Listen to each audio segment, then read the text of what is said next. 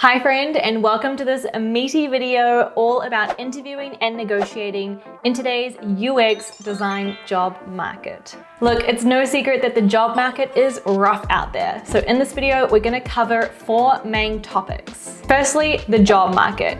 What's going on out there and how can you approach the job market with a winner's mindset? Number 2, applying and how to convince companies that you are the right fit. Number 3, preparing for those behavioral questions and convincing them that you are the best fit for this role. 4th, the negotiation, how to agree on what's fair.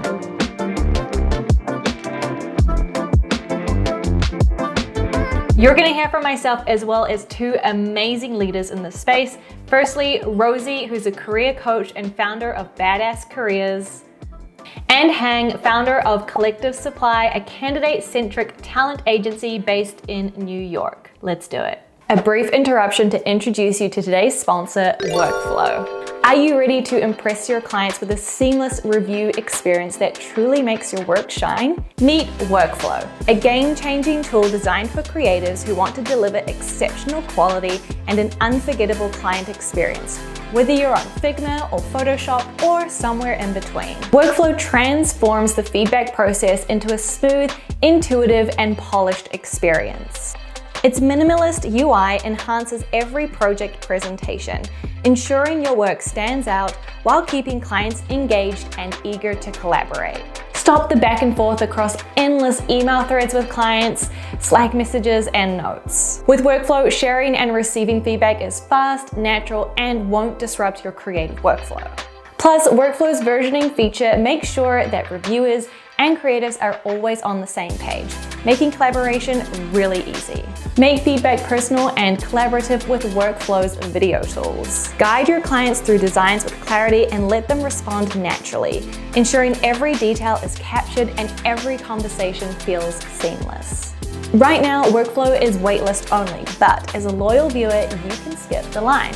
Just click the link in the description below to get instant and free access to Workflow. Thanks to them for sponsoring this video. So, the job market. Let's chat a bit about what we're seeing today. First of all, I'm seeing a lot of senior plus open roles. So no longer are we seeing open roles for juniors, mid-level, intermediate. A lot of companies are hiring for senior and above. In addition to that, companies are getting flooded with applications. Sometimes they're getting hundreds of applications to a single role just within a few hours. As a design manager that's connected to other design managers and hiring managers in the industry, here are a few things I'm hearing. Hiring managers are getting told things like, we need to cut our headcount costs down by 25%. We need to slow hiring growth by 30%. Is this candidate really in the top 5% when it comes to performance? Performance expectations are getting higher and higher, and we can see that as evident by the fact that there's tons of senior plus level roles out there. But at the same time, we're seeing budgets getting squeezed and offers getting smaller and smaller when it comes to compensation. Companies are trying to squeeze the most they can for as little as possible. Let's actually hear from Hang about this because he's got a lot more experience in this topic. The job market is constantly shifting and changing, and the power dynamics shift as well. So a year ago, if you were to move from one job to another, you can easily see a 20 to 30% increase in your pay because there were so many open roles and so few qualified candidates. That market has shifted to the opposite now. And in fact, the hiring side has a lot more power. So in my advisory to other designers and other people in tech, we're seeing a lot less salary increases. We might be lucky to get 5 or 10K more, depending on your role. If you're higher level, you might be able to see a bit more. If you have FANG experience, that obviously helps, but it's a far cry from a year ago, for example. And we're also seeing more examples where the hiring side is saying, here's an offer, it's non-negotiable. You have around 3 or 4 days to accept it. If not, we have another candidate that's quite good, who's pretty close to you, but we prefer you, of course, but if you're not able to come to an agreement with us, then we're gonna go with the second candidate. And I've also seen candidates who were told by the hiring side, hey, we haven't made a decision yet. we're going to make a decision in about a week. And what they're not telling the candidate is we're extending an offer to our first choice, but you're our second choice. And if that doesn't work out, we can come back to you and provide an offer. So things have shifted quite a bit since last year. So with candidate competition high, standing out is more important now than ever. But so is your attitude and your mindset towards applying and interviewing. And look, I won't sugarcoat this. It does take quite a lot of work to really stand out. Every single touch point you have with a company is an opportunity. I can almost guarantee you that the majority of folks out there looking for work are using the spray and pray approach, where they're just blasting out their resume to sometimes up to 100 companies a week. They're not doing any due diligence. They're not being picky. They're not trying to position themselves for the roles. They're going through LinkedIn. They're finding any open roles and just blasting their resume out to as many companies as possible. So already, if you put in a little bit of effort to position yourself for the right role or the role you're applying for, you're already going to stand out from the majority.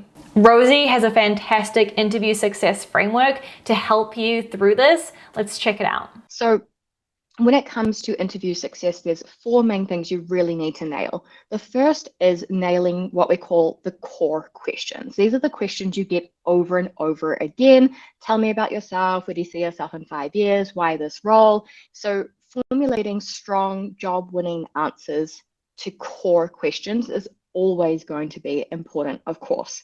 On top of that, we talk about engaging storytelling, being able to actually keep people engaged, get what you need to get across in a very succinct, compelling manner, and answer those pesky interview questions like, tell me about a time. Tell me about a time you did this. Tell me about a time you dealt with conflict. You've got to be able to share experiences and stories in a way that really impresses. So that's the other big factor. You've got to be able to tailor every single thing you're doing and saying to the company at hand. So you've got to know how to research the company, how to impress the interviewers, and how to tailor all of your answers to make the maximum impact. And then there's also a whole thing around mindset and peak performance psychology, because I could tell you exactly what to say, but if you're not saying it with reassurance, with conviction, with a sparkle in your eye, like, I'm not going to necessarily believe you, or your energy may not be contagious. I'm talking about passion and fit and showing that you care as well. There's also a thing around here around calmness and confidence as well, so that if you do get thrown a bit of a curveball, a bit of a funny question, you don't panic, you don't freeze, you're able to actually breathe and think it through. So as you can imagine, nailing all of these different aspects of an interview is going to absolutely set you up for so much more success. But you can't just have one and not the other. You can't have all the confidence in the world but not actually nail the questions, and you can't tell engaging stories but not bring it back to the company. It won't work. It has to be all together. It's about the entire framework. So with the lay of the land done, let's move to the application part of the process. So because companies have the upper hand at the moment and are flooded with applications, they have the ability to be really choosy and picky and sometimes very specific in terms of what they're looking for. For example, they might be looking for a designer with 8 years of experience working in B2B enterprise scale projects in the healthcare industry. Now that's pretty specific, but what I'm seeing is that companies are willing to wait sometimes up to 6 to 12 months for that specific designer to come along, because chances are at some point in that process, there will be a designer that will come across their desk that matches all of that criteria. Now, you might be that person, right? You might be the person that exactly matches what they're looking for, but how do you convince them of that? How do you get noticed, and how do you get them to actually even consider your application in the first place? Now, I've always been an advocate of positioning yourself for the kind of role you want. That comes down to how you position yourself on your portfolio website, in your resume. So if you want to be a full-time UX designer, don't put illustration or motion design work front and center on your portfolio. Want to work in consumer apps or B2C? How might you highlight that kind of work in your portfolio? Want to work in consumer mobile apps? How might you highlight that type of work or relevant skills and experience in your portfolio, so that when someone comes along and is reviewing you, they can say, oh, they've got some relevant skills or experience. Let's check them out. Look, the likely scenario is that you're going to be one of a sea of applicants, and skills only get you so far. These days, recruiters and hiring managers are not just looking for a set of skills, but they're looking for how you execute upon those skills. How do you deliver results? What impact have you brought to the company? It's unlikely you're going to be the only candidate with that specific set of skills. So how can you stand out against other candidates with similar skills and experience? Let's see what Rosie has to say on this. Being able to do the job is only half the battle. So many people will say to me, like, it's not fair. I would have been so good at that job. But that's only half the game. On top of being able to do the job, you need to convince employers that you're the best fit for the role, for the team, and for the company. That's the other half that really, really counts. And that's the other half that very much comes to life in the interview setting. And this is because when you're thinking about it from a recruitment standpoint, we don't just want to hire someone who would be good for one role one time. We're trying to recruit people who might have several years of their career within the organization, who might need to work in teams that look just like the one you're interviewing for, and move across several different roles. And so when you can come across as this wider concept of a good fit, it's going to really, really play to your favor compared to, say, someone who can also do the job just as well as you, but they could have been interviewing anywhere. Again, it's all about how you're going to create results in this job. Why you for this job? So the value bomb here is really make it less about you and make it more about what you can do for them, no matter which question you've just been asked. If there's one thing you take away from Rosie there, it's that you have to tell them how and why you are best positioned to deliver the results that they're looking for. How can you tie your experience to business impact or results? And this is why it is so important to highlight impact and results on your resume, because they're going to be looking for evidence of how you've delivered results in the past, or how might you deliver results for them and their company. Don't leave it up to the hiring manager to put the dots together, right? If you believe that you are best positioned for this role and you have delivered results that are relevant to this role, company, or whatever it is they're looking for, then tell them that. Tell them about any relevant skills or experience or results that you've driven to help convince them that that is something that you can also do for them in their company. Now it is interview time. Look, I'll be real with you.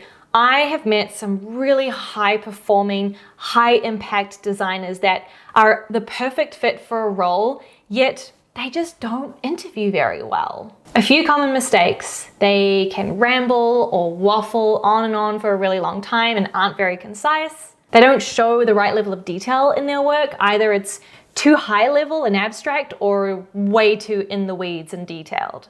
Or they don't highlight results. Success, impact, and results are hard to argue with. They're pretty good performance indicators. Another thing to consider is that how you interview is a demonstration of what you might be like to work with. Interviewing takes a lot of communication skills, presentation skills, how articulate are you, how well do you communicate something, and so the interview is almost, or how you interview is almost an audition in itself into what you might like be to work with. Have you ever answered an interview question and after you stopped talking felt like you went on for maybe a bit too long? Let's see what Rosie has to say about being concise. Clarity and structure are half the game, okay? I like to basically organize my answers to any of these kinds of core questions into 3 chunks, a rule of 3, because it just, studies do show that it keeps the listener engaged, it keeps you nice and succinct, and you want to be speaking for about 1.5 to 3 minutes max. So for example, if someone asks you, so what are your greatest strengths? You can be like, yeah, great. So I've got 3 strengths in mind that I'd like to share with you, 1, 2, 3. Or tell me about yourself. Yeah, sure. There are 3 areas of my career history I'd love to bring to your attention. 1, 2, 3. That structure is most memorable for the human brain. It's such a shame when people use up precious interview time sort of going on and on for 7 to 10 minutes on one question, because what it means is that we can't finish our interview questions, and therefore we can't compare you fairly because we don't have all of the data compared to the information we were able to gather from other candidates. So keep it succinct. If they want more info, they will follow up and they will probe for more info. Seems simple, right? Break down your responses into 3 chunks, and that will help give you some structure and be concise and to the point. But what about those behavioral questions? You know the ones, they're very common in design interviews, the ones where they want you to tell them about a time. Usually they want you to share an experience or a challenge and how you navigated that scenario. These kinds of questions are asked for several reasons. It gives companies the insight into how you navigate certain situations or challenges. It also gives you the opportunity to highlight any achievements or accomplishments, demonstrate how you would navigate those tricky situations, but also show a bit of humility and maybe self-awareness.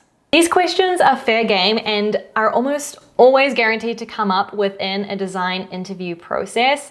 However, it's impossible to prepare for every single question you might get asked, right? So how might we feel prepared whenever we're thrown a behavioral question? Let's see what Rosie has to say. So tell me about a time questions. I'm sure they're your favorite. Tell me about a time you showed integrity. Tell me about a time you dealt with ambiguity. Tell me about a time, whatever. If you're spending precious time and anxiety and energy trying to predict every single question that might possibly be asked and memorizing the responses, it's going to stress you out. It's too much to remember. You're going to be overwhelmed. And even if you do remember your answer you've prepared, you're going to come across as quite scripted and robotic. So we're going to flip this and do a different strategy. So what you're wanting to do instead is you want to identify your best career stories. You know, oh, that was a big win for me, or that was an accomplishment, or hey, I really made a client happy that time, or I really took initiative that time, or that was a really good example in my experience of doing a good group project and working well as a team. And you know, you want to sort of bring up your career highlights just generally, okay? And once you've got your little toolkit of stories, you'll be able to leverage these stories from multiple different questions. So what we do is we start from what you've done versus what they're going to ask, and then we just make those stories work for multiple different questions. I love Rosie's advice here. Instead of focusing on what behavioral questions you might get asked, how can you instead focus on a few case studies or key stories that you can bring in and share and tie it to that behavioral question that you did end up getting asked? That way, when these questions arise, you can just pull into your library of stories and bring up the most relevant one that you can tie to that behavioral question. Lastly, whenever answering interview questions, it's always worth trying to back up your claim with some sort of accomplishment, achievement, or impact metric. The same thing applies to your resume. I can't tell you how many resumes I've seen that just lists out a set of skills, like, for example, good communicator. That's great, but what results did that help you drive? How did your good communication skills lead to some kind of business impact or outcome? Hiring managers are going to be listening for accomplishments and impact, not broad claims and a list of skills or keywords or buzzwords in your answers. Anyone can learn a skill, but only you can turn that skill into impact. Here's what Rosie has to say on the topic. The other general key success principle to keep in mind for all of these questions is never just claim things, never just say, I'm a really good communicator or I'm great at this. You want to back up every single claim you make with an accomplishment or a story or an example or a proof point, okay? Because everyone is saying the same stuff. Everyone is saying, I'm agile, I work well on a team, I'm really, efficient, I've got great time management. Everyone's saying the same thing. So if you can back it up with proof every single time you claim something, it's going to change the game. And the other big success principle, before I get more detailed and grunty in terms of examples, is When you're sharing on these questions, make sure you're becoming what I call fluent in the hiring manager's language. Okay, we've made it to the last step, the offer and negotiation. But first of all, congratulations, because you made it to the end of the interview process and you have been given an offer. So well done. That is a huge accomplishment in itself. And hopefully you can breathe a little easier. Chances are, when you first applied for the role, you had some idea about the level. For example, maybe the job listing said minimum 5 years experience, or perhaps it said this is an intermediate role with at least or around 2 years. Unfortunately, design levels are not shared across our industry. So a senior designer at a big tech company like Meta, for example, may have very different responsibilities and expectations from a senior designer at, say, a local government agency. Some companies also take the approach where they don't necessarily list a level in the job description. Instead, they might just have an open call for designers.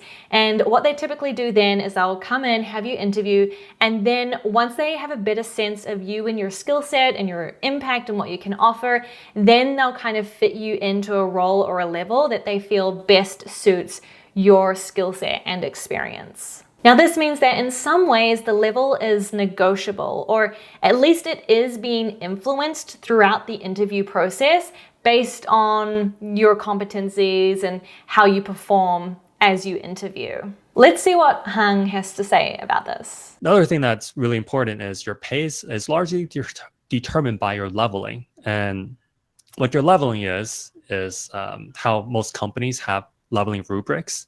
It's different every single company, but generally speaking, these levels are loosely tied to your years of experience, your skill set, and also to a salary range. When most people think about leveling, they tend to think about it as something that doesn't that is independent or is related to their experience already. So if you, like, for example, right now I have, say, roughly 10 years of experience, and my prior job title was senior staff level designer, then therefore most people would probably view me as, oh, you're a senior staff designer, that's your level, right? So that, whatever the title is at different companies would fit in with that. It doesn't work that way, because companies have different ways of measuring candidates, and their title also means different things. So it's not locked in, is what I'm trying to say. And in fact, the entire interview process, or how your portfolio is shown, how you talk about yourself, how you answer behavioral questions,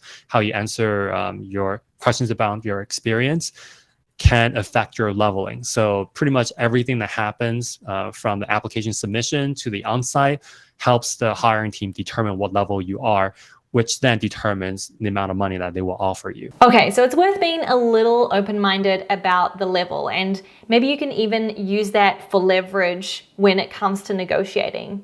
But let's say you have an offer now, and one thing to think about is, are you satisfied with the compensation?